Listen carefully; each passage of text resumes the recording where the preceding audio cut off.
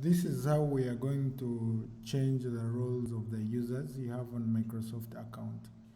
So make sure that you're logged on to myaccount.microsoft.com. Then after that, make sure that you're logged in with the right user ID. Then you'll go to the far left on top on the app launcher. You'll find all the applications that ID is assigned to. We are now looking at admin.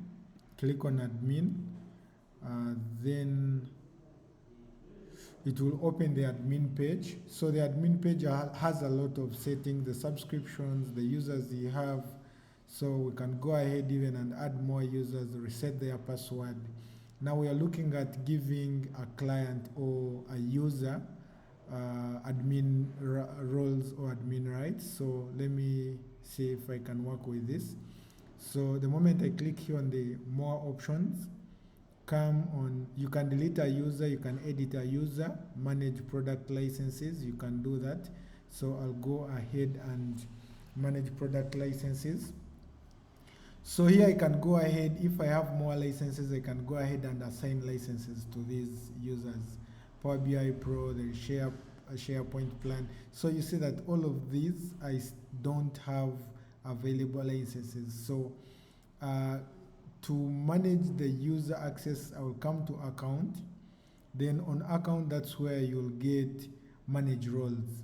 So when I click on this manage roles, you'll go ahead and give this one admin access center. Then you tick out the admin roles you want that user to carry. So if you want that user to do all the administrative roles, so you can go ahead and tick all. Or if you want the user to only do user management, this is it, Teams, SharePoint, a lot. So you can go ahead and give all if you want that user to manage all the administrative roles. So you can have more than one administrator for your admin center.